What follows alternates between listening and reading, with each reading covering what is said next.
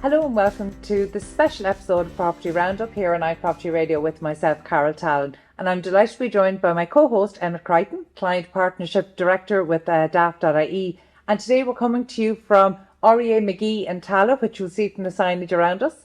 And joining us to talk about the local property market is Managing Director Anthony McGee. Anthony, you're very welcome. Thank you so much for joining us, and thank you for allowing us to take over your office today. You're very welcome, Carol. You're very welcome, Emmet. Welcome to Tallaght. And I'm so delighted we're in Tallaght because off air, just before we started, we actually commented on Tallaght as being such an interesting, almost micro market that operates outside of maybe the main Dublin market. So talk to us a little bit about the trends that you're seeing across the Tallaght market right now. Yeah, you think the Tallaght population, you're somewhere between 80 and 100,000 people, so it's a huge market in itself. So we've got a huge amount of first-time buyers, huge rental market as well, industrial, commercial, so on. You've got the Square, you've got the Lewis. So Tallaght in itself, absolutely, and we've seen this for years, where the market in Tallaght is nearly works on its own. So you might have something different happening in the city centre, but Tallaght always seems to have its own little market going, which is great to see. With a market with a population of 80 to 100,000, it's similar in size to Limerick City then, you know? Correct. So you have all of the action that you'd get in a city, but it's a suburb of Dublin. Very much so, very much. And how does that change your day-to-day then? Like, are you operating in isolation to the rest of the county, or is it very much what happens in Dublin kind of makes its way out to Tallaght? It does make its way out in Tallaght. Like, as much as Tallaght can be a market in itself, we're still affected by interest rates and government, I suppose, agendas and so on. So you always have a knock-on effect. But I always see, particularly first-time buyers, the market is extremely strong for first-time buyers. So maybe not so much as you go into Knockline and Turnier and Housecross into town and so on, but huge amount of first-time buyers, huge amount of rentals in Tallaght. So you see huge amount of people looking to get onto the market for the first time. So that's always good to see. And lucky enough, we've a good number of properties coming to the market, not near enough new homes, but that's always the case. But look, happy with what's there at the moment. A lot of our market, funny enough, would be landlords leaving the market. So I'd say maybe 20% of our sales are landlords leaving the market for a variety of reasons. Could we go back a little bit and just learn a little bit about you, Anthony, and how did you end up in Tallaght? You don't sound like you're from Tallaght. Is it? Do not have a Dublin accent, no. Yeah, tell us your journey to becoming, one of the most well-established brands here in Tallaght. Where did you start? What was your inspiration? How did you get here? Well, I'm from Kells in County Meath, so farming background initially. So nearly by accident I found my way into property. So I did the property course in Galway, and then worked at Irish Life for a year, and then did the surveying degree in Napier University. Then I came back and worked in an established firm in Rathmines. Then I opened up new offices in Harmestown, Finglas, Drumcondra. And then we kind of consolidated the company then for a while, probably around 07, 08 when the crash came. And then we had an office here, so I took over the running of the office here. And then at the time, I kind of wanted to go a certain direction. So I was talking to the guys in REA at the time, and they said, yeah, we'd like to get you on board. So we joined the REA at the time, and thankfully that worked out very, very well for us thereafter. Very good. And the REA group then as a whole, tell us a little bit about that. You were chairman during probably the hardest time in the REA group in the last 10 to 15 years during COVID, would it be? It was, yeah. I mean, in fairness, taking on the chair of REA. So obviously at the board, you're expected to step up to take the chair at any one stage as well. Unfortunately for me, it was COVID year. So that brought its own range of challenges. As much trying to keep the door open as much as anything. So for us, we were trying to embrace technology. We were trying to keep viewers safe. We're trying to keep ourselves as agents safe as well. But it was a most challenging time. You remember, when Damien English was Minister for State for Housing at the time, and I was getting on to Damien numerous times to see, as an industry, what can we do? We worked closely with Pat David. We worked closely with Sherry Coulter. So it was great. In a way, it brought many of the top people together and had to work together. And as agents, we were talking to our colleagues in Douglas Newman Good and Sheriff Gerald and what have you, working together for the betterment of the group. And in fairness, yourselves, Daft as well, had to work with us as well to try and work out the best ways to keep the industry going. Well, that was what I was about to get to, Carol, and you'll remember this. It was like, it wasn't something you could just turn off and walk away from until COVID disappeared. All of the key players in the industry had to find a way to keep the doors open Yeah. and keep this moving along. And you indicated then that there's a lot of landlords in the Tallaght market. Like, how did COVID and the impact of COVID affect that? Managing properties, servicing properties, showing properties, how did that work? Yeah, look, whether it's COVID or Christmas Day, you still have the same issues. You still have washing machines breaking down, you still have leaks, and you still have numerous issues. Lucky enough, we were allowed to keep our doors open, to keep properties looked after. And landlords were very grateful for that as well. Now, a lot of our market in Tallaght is HAP, so there's housing assistance, so on. So which that money came in all the time. And I used to look at our colleagues, say, working in town who had large letting properties, and suddenly some of those tech guys were working from home, or suddenly they were working from a bed-sit in Barna or Letterkenny or somewhere, and they stopped paying the rent in their property in Dublin. So it was extremely hard to manage property. There's no rent coming in. But for us in our industry where we are in Tallaght, we managed successfully. The HAP rents come in continuously. The landlords are very, very happy with that. So the management of the property was easy enough done, because we have our own in-house, I suppose, maintenance team. So whether it be a leak and tap or something else, we were able to do it without too much That must be difficulty. unique then in real estate, and when you're managing properties, to have your own in-house management team, and it must make you far more efficient than other agencies. Very much so, and we set it up, Emmet, because the need was there. And landlords, and I suppose homeowners in general, are finding it really difficult to find somebody to do small things, particularly in the house. So if you've a broken socket or a leak in tap or something small, trying to get an electrician or plumber out nowadays is so difficult. So we're very, very lucky. We have an in-house team that can go and do the job quickly, and some of them are handy as well. So it might be a small plumbing issue, small electrical issue, something else to be done. But if we can send one person out to do the job at one time, it makes life a lot easier. Does that set you apart then to your competition? When your people are approaching you with large multi-unit residential units and they're saying you can get the whole job done in-house? I would hope so, because the service we offer is second to none, obviously in my own opinion. But I really feel, and the team here behind us as well, the work that goes in, and it just doesn't, it's not just a 9 to 5 time as well. Like, we do get calls out of hours, so we do evenings, weekends, Christmas Day, but we have to look after it. Yeah. And I do think the landlords generally appreciate the work that goes into it, because sometimes we get business, we get new landlords come in, and they've seen themselves that there might have been an issue, and trying to find somebody to fix the issue is so difficult now. Like, all the money that's been thrown into new building and so on, but finding the staff, finding the people to do the work is so difficult. Even the retrofitting, it's a great idea. All this kind of stuff is a great idea, but finding labour in this day and age, and we've some very, very capable people who worked in Ireland, and they've gone home to Poland or Latvia, whatever. They just have struggled to find accommodation, and so we've lost labour. So I would worry about the competitiveness of Ireland in the future, because if you were looking to relocate to Ireland and you've staff and you say, well, where are we going to put these people? There's little or nothing available. And getting back to the same issue, landlords leaving the market, the amount of accommodation available, that number is shrinking all the time. So I would worry about Ireland in the future being an attractive location to bring people to Ireland. That will struggle, and we're getting worse by the week, so we are. Anthony, you're painting a very worrying picture, and unfortunately it's a theme that we've seen over consistent, not just weeks or months, but even years. Government policy is not supporting landlords to stay in the market, is not making it attractive for new landlords to enter. And since 2016, we've been documenting the mass exodus of landlords out of the market. We know we're in line potentially for a political change. What could be done at this stage, do you feel, that would actually not just encourage people, the landlords who are here, to stay, but to entice maybe a whole new generation, a new cohort of landlords into the market? Yeah, it's a strange time at the moment, Carol, because rents have never been higher. And not just in Dublin, but we see our colleagues now around the country. We see 16-17% increases in the likes of Roscommon and Cavan, Waterford City. So obviously it should be an attractive time for landlords to come to the market.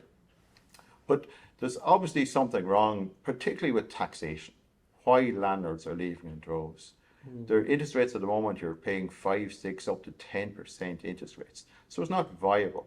So I've never seen as many landlords leaving the market what's there at the moment. Every time I see government interference, there's always an issue such as this. Landlords are just an easy target. At the moment, landlords are demonized. The amount of landlords I know that they're nearly afraid to say they're a landlord. But the amount of tax they pay, incredible.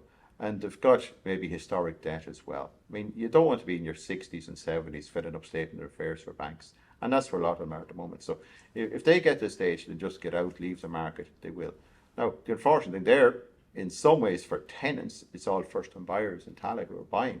So the market's contracting all the time.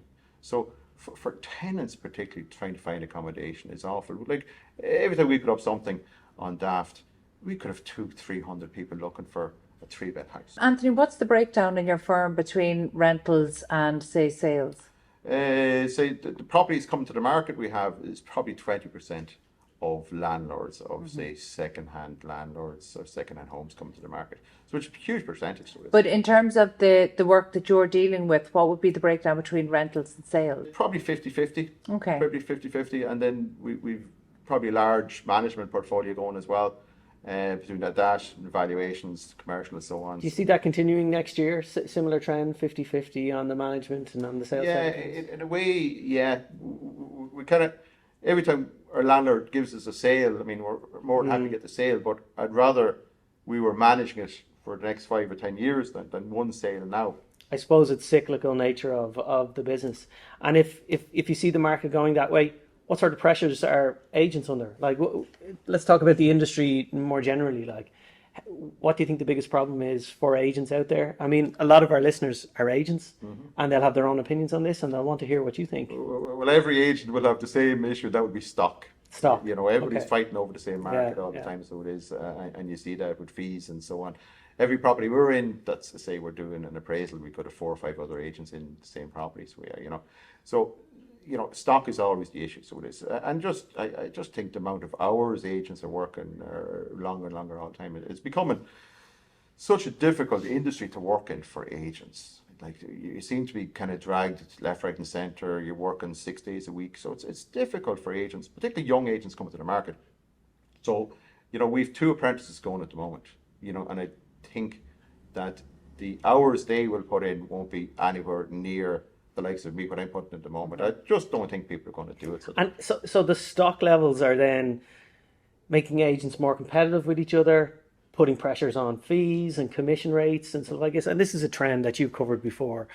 You say make them more competitive with each other. I actually think, and I feel like I can say it because I'm not an estate agent and I've never been an estate agent, but right now what we're seeing is a race to the bottom. So Anthony, you talk about the experience, like we know there's a shrinking pipeline. We know lead generation is an issue. You talk about going into a second-hand property. There's 4 or 5 other agents there. How do you position REA McGee to be the chosen one? Yeah, well, lucky enough, we're established here, say in Tallaght, a long time now. We've a great shop front here. We've good presence.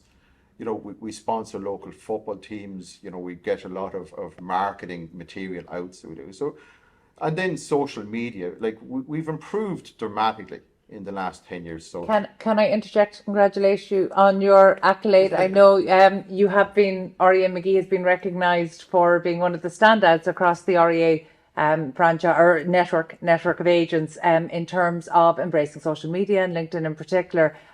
So well done, because I know that that's a difficult transition to make, but it's a very important one. Absolutely, Carol. But I'm a little bit old school in the way I operate. But thankfully, it's the younger members of the team who drag us forward, which is great. Now, we have to be open-minded in how we market. But Anthony, I'm not going to let you away with that, because I know we'll have listeners here who are many decades your senior, who are well embracing social media, saying, what's that young chap talking about? That's an excuse. Your younger staff must have got the appreciation for brand recognition from somewhere. Absolutely. I mean, somebody told them how to do this. Very much. We're pushing all the time. So we are. And we have to be innovative as well. I mean, there has to be only a certain amount of a marketing budget. So we have to think outside the box. But I'm amazed, like even TikTok, you know, we've only embraced that the last couple of years. So every property to rent or property for sale, some of the younger guys go do a TikTok video. It might be 60 seconds, but before they're back in the office, it's online. And within half an hour, there's 1,000 likes and views. I'm just amazed, so I am. Which is great to see. So unless you kind of embrace technology, you're going to struggle. You can do all the flyers you want, you can sponsor all the football teams you want, but you know, you have to do certain things, sometimes a collection of things, to just get your name out there. Do you know, that feels like the basics of communication, though, doesn't it? You just have to meet people where they're at. So if the people who want to buy, sell or rent with REA McGee, if they're on TikTok, you have to be on TikTok. If they're in their homes, you put a flyer through the letterbox. It really is, you know, as much as things change, a lot stays the same, and that is you meet people where they're at. Right now, people like to be at home on their phones, in their slipper socks at night. They don't want to leave the house to see signage and things like that. But it is responding to the market dynamics that are there. You've been in this industry for 3 decades. We can talk about how the business changes, but a lot of how the business changes is led by how people change. So your clients, your buyers, your sellers, your tenants, your landlords, how have they changed over the last 30 years? They're a lot more tech savvy, and everything has to happen nearly instantaneous. You know, we run online auctions, and you know, I think the last one we run, we had a farmer in a tractor that bought his property while he was out doing silage. You know, you couldn't imagine like the auction. You come from a farming background. I don't know why that surprises you. I think sometimes people confuse technology with innovation, and actually I think if you're an entrepreneur, you're innovative because you have to be. Yeah, well, some of the farmers I know now wouldn't be the spirit, that's for sure. They're more interested in silage and so on. But it's incredible nowadays. You know, everything is done. You can be in Japan. You can be buying a property in Tallaght online in an auction. Like, it's astounding. So it is where we've improved from years and years ago. Where you know, when I took in a property, it was you were taking a photograph on a camera. You know, go to the chemist. You were sticking 28 photographs on a sheet of paper, put them in the window, and that was it. Like, but nowadays people want everything to happen pretty much. So if you're looking for a viewing, they want the viewing done now. Want to know when the viewing's there. Online bidding as well. Incredible tools. So it's one of our really popular tools at Daft. We have offers by Daft, and it's driven by agents. Do we know any of the stats? Because I'm always really curious about that. Do we know any of the stats about how people are embracing, irrespective of which platform they're using, how they're embracing online bidding? Because during COVID, people did it when they had to. Now they don't. There isn't the same compunction. And in fact, you know, a recent conversation with the team at I Am Sold disclosed that actually up to 50% of their properties are now selling outside of the auction process.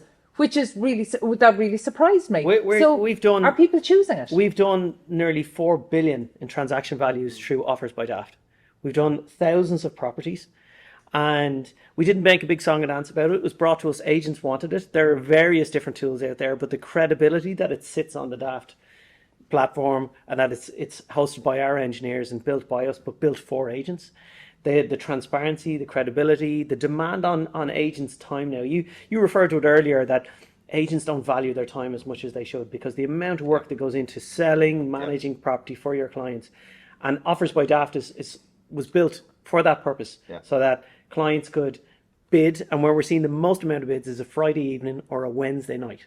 You know, 9, 10 o'clock. They have their feet up on the couch and they're like, yeah, I'll do this. And then an agent doesn't have to respond to everybody. And like when you're talking about agents' time, I mean, the pressure on fees must be intense then. And if you're working Saturdays, absolutely, and you're saying the younger staff won't do that in the future, like no, but you're right. Important word you said there was transparency. I mean, people love that, and I love the online tool. But it all ties into time management, so it does.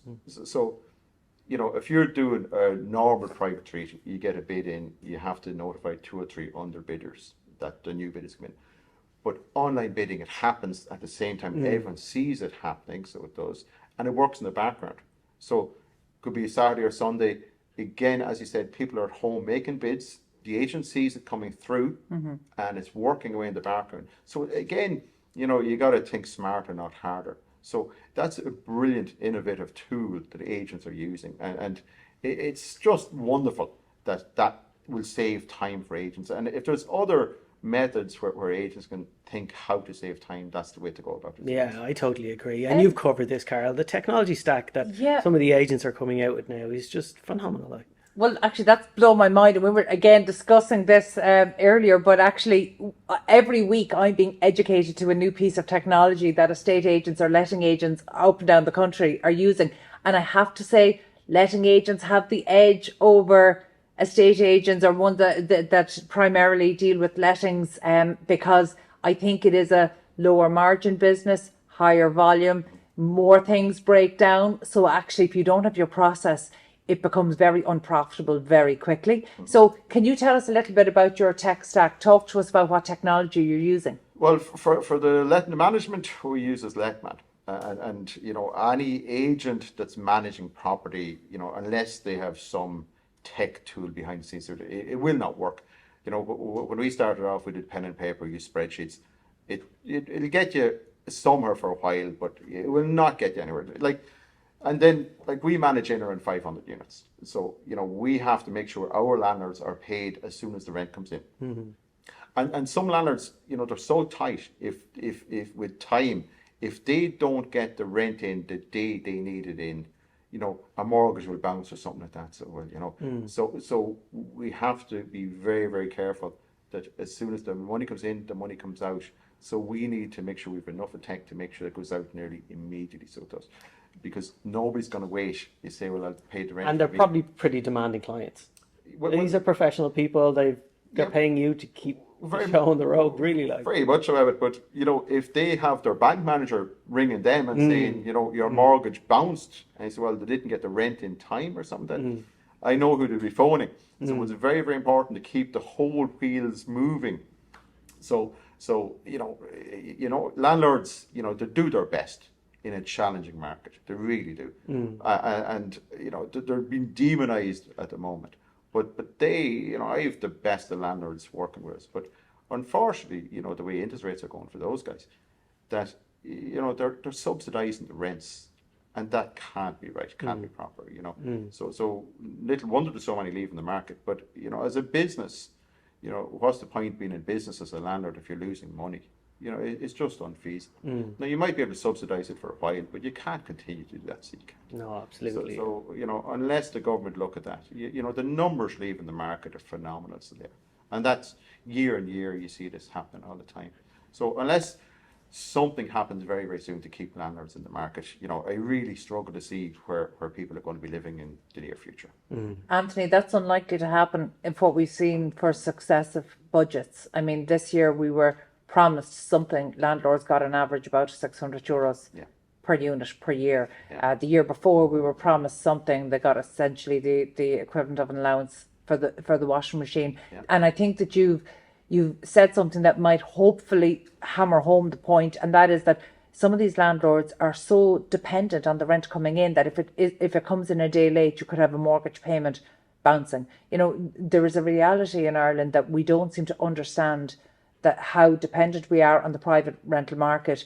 And despite the fact that there has been so much reporting, it is politically unpalatable for government to support landlords. And yet the reality is, if we don't support landlords, if we don't ensure the creation of new tenancies, then we simply will continue to have a shortage. It's so basic. The IMF were over in Ireland only in the last month trying to explain this to our government, and still they continue with unbalanced policies that continue to demonise landlords, and it feels like a hangover from the crash.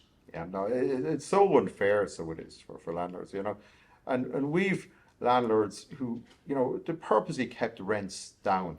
And then when, at the end of 2016, when the rent caps came in, suddenly they were caught short. And something wrong when you've got two houses side by side, one rented at $1,200 a month, the other rented $2,500 a month. $1,200, the tenants might go, suddenly you've got vacant property, but still you're obliged to rent it at the same rent. You know, and that's good for a tenant in some cases, but unfortunately when the poor landlord is paying 8-9% interest and he's forced to sell the property. Anthony, can we take a look at your, say, in terms of, say, the pipeline for Tallaght over for both rentals and for second-hand properties coming to the market in 2024? Where's the next generation of rental tenancies going to come from? Our approved housing bodies, our local authorities buying up stock. Where's your next pipeline of rentals going to come from? Well, yeah, I mean, there's not near enough new homes for a start anyway. I mean, I think we've built, 28,000 units this year. The government are saying they want to hit 33 odd thousand. Realistically, you want to be hitting 50, 60,000 units a year. Certainly, you've got the council buying up property, you've landlords selling to the council, that's okay. But not near enough availability. So there's not near enough. Like, until you see huge amounts, like you want to twice, 3 times what we're building at the moment. Even if the government do hit 30 odd thousand this year, I'd say it's half of what's needed. And you want to build that number for the next 10 years. Now, in theory, that's a good idea, but you're getting back to the labour shortages. I'm not sure who's going to build all these houses. The labour isn't there. And a huge amount of skilled labour are leaving the country, so there. Now, a lot of them are going to Australia, going to America, and so on. So I have no idea who's going to build these houses. But look, and it's not even in numbers. You have to get the balance of properties right. So, for example, we've seen in the last number of months that the majority of mortgage home buyers are first-time buyers. Would that be consistent with the demand you're seeing coming through your doors? Very much so. Very much so. And Tallaght, by its nature, a huge amount of first-time buyers, and a lot of people we've rented to, or we've helped them get mortgages, and now they become first-time buyers, which is great to see. Maybe it just shows how they get going from rental to buying and setting up homes for their families. Yeah, it's great to see. So Absolutely. Yeah. And we've had a huge amount of foreign nationals coming to Tallaght as well. And they've been very, very welcome and they've been embraced by the community. But it's great to see these people working, getting jobs, getting mortgages, and so on, and setting up and again, you don't want to see these people going home. So you don't. You really want to see these people. Anthony, that's a really nice reminder that I focus so much on the technology, and I always have a bias towards talking about the technology, being curious about that. But at the end of the day, every so often I'm reminded that property at its heart is a people business, and I think when you're in this business for so long, serving the local community, then you do get to experience renting homes to people, and then in time they turn around and buy, become first-time buyers, and maybe trade or right size in terms of family as that changes.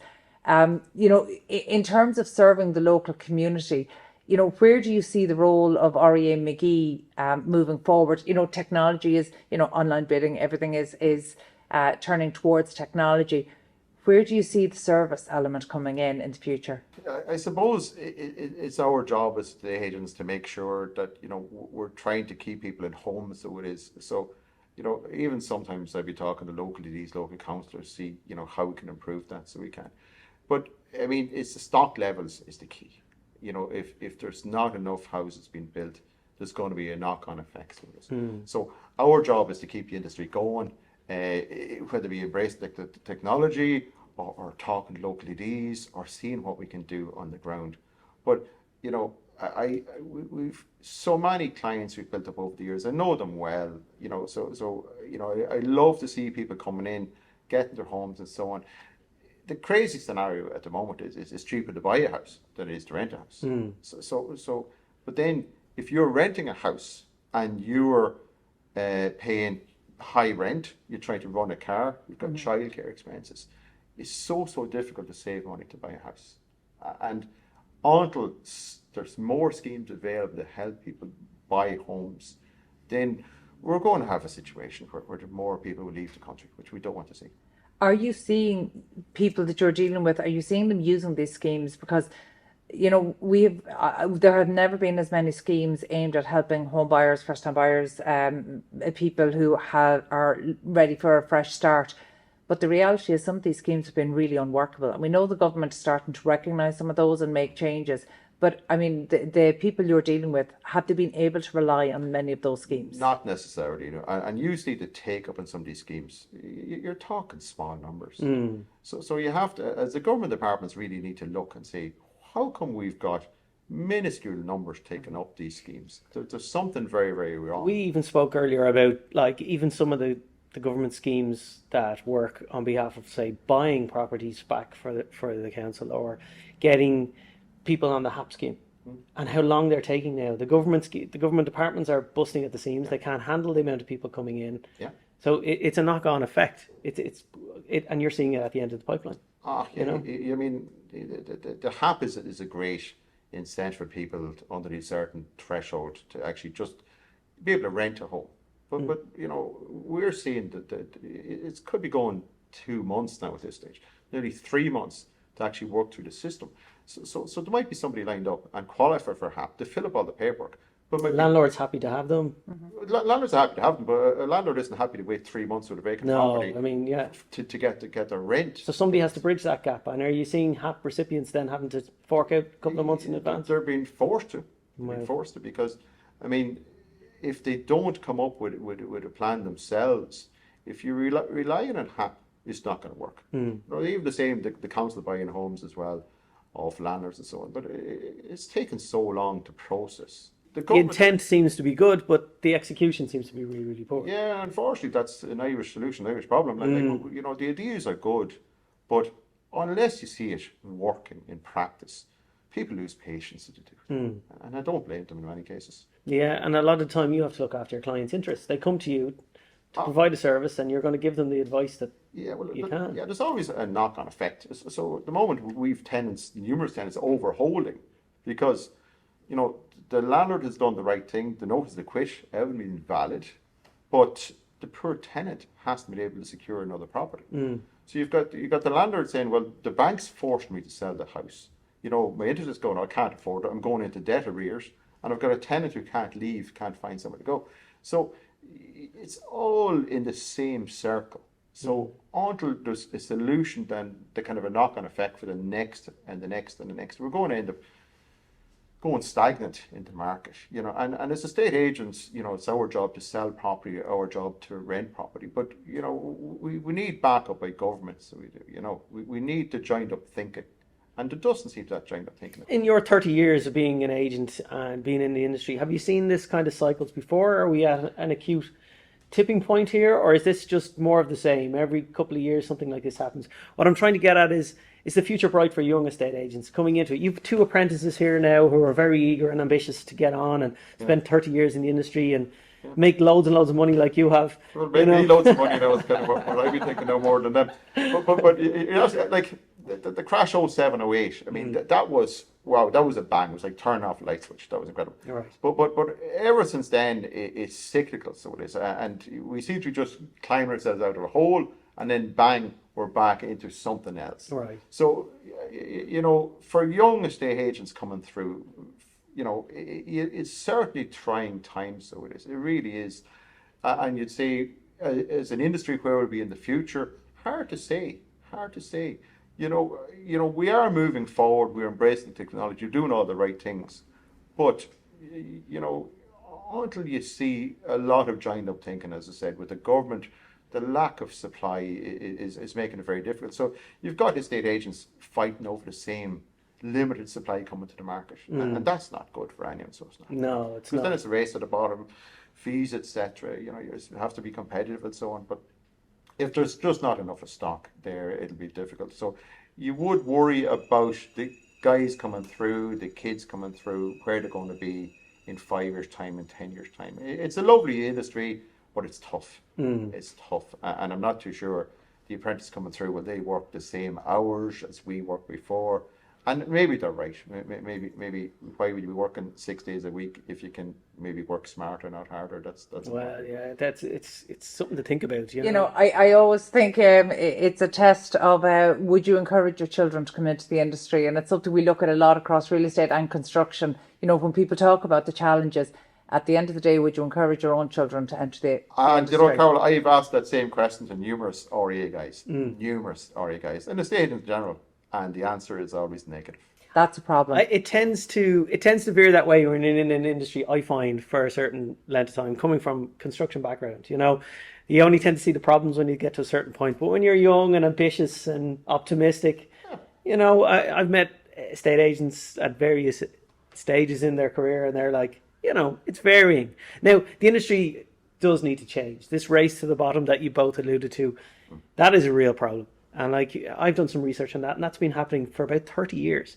We've pushed out. You even said you remembered when fees were 4%. That was in the good old days in law firms, dealing with probate, dealing with conveyancing for solicitors. Now, don't get me wrong, I wouldn't like to go back to those, for consumers, I wouldn't like to go back to those days of the percentages, but there was a value on professional time and fees that is missing today. You said the same thing, your time is not valued. And I think from where I sit, it seems like everybody's saying the same thing. Your time is not valued. You're not getting paid enough for the professional service you provide. Yeah. And it seems it only needs to go one way. I don't think it can get any lower. It just possibly can't. You know? It can't. I can't see it going any lower. So it can't, because you're going to lose people in the industry, and it's pity. Some very, very capable people, but they say, God, why are we doing it for? You need a lot of energy, so you do in this game. But as you get older, you're thinking, God, I can't compete with the hours that's necessary. So unless as an industry, we look of ways to make it more attractive and make the time worthwhile. There's no point being working all hours if you're not getting paid for it. And sometimes we do that. We do free probates and free this and free that. But at the end of the day, it has to be cost. There has to be diesel, shoe leather. Typing up. Anthony, is this not an agent-led problem? It's sometimes it can be. We try to be all things to all people, but at the end of the day, we've got bills to pay. You've got huge PI, you've insurance, you've rates and so on. We've got staff and so on. So it has to be feasible. If you look to employ or you take on new apprentices, you want to make an environment that's feasible, and you want to see a future for them as well. And it's never been a better time to actually sell a house. The price of houses are through the roof. Absolutely. So people selling their houses are still making. I mean, we're probably selling houses on average about 4 weeks is all it's taking. Right. Okay. So the demand is high, and demand is high. So houses are selling fast, but as ever, stock is always the issue with agents. It is, and you can sell your house and you don't have to pay your agent very much. It's like a golden time. It's a win-win there. For the vendor. Yeah. But I always say, the amount of work. If we're selling a house for 200,000 in Tallaght, we're doing exactly the same work, exactly the same time as an agent that is selling a €2 million house in Ballsbridge. The same process, the same time, except for what we're getting is a fraction of what they might be selling. A house in Ballsbridge might have a marketing budget of 20 grand put against it, I would just say, for the agents not represented around the table, the agents of Ballsbridge have their challenges too, I can assure you. And there's a race to the bottom happening there. But I feel like we could talk for hours to solve the problems of the agency world, but that's all we have time for today. Thank you so much, Anthony, for allowing us, and to your team at REA McGee, for allowing us in and to disrupt the office. It's been fantastic to come in and enjoy the hospitality. Special word of thanks to my co-host today, Emmet Creighton, client partnership director with Daft, Ireland's most visited property website. Thank you so much for joining. Thank you, Carol. You're an old pro at this stage. Thank you, Anthony. We've met a couple of times. It was good to get the three of us together and get this crashed out. Always good. And finally, my thanks to producer Katie Tallon and to the production team at Hear Me Roar Media. We'll catch you on the next episode of the Property Roundup on iPropertyRadio.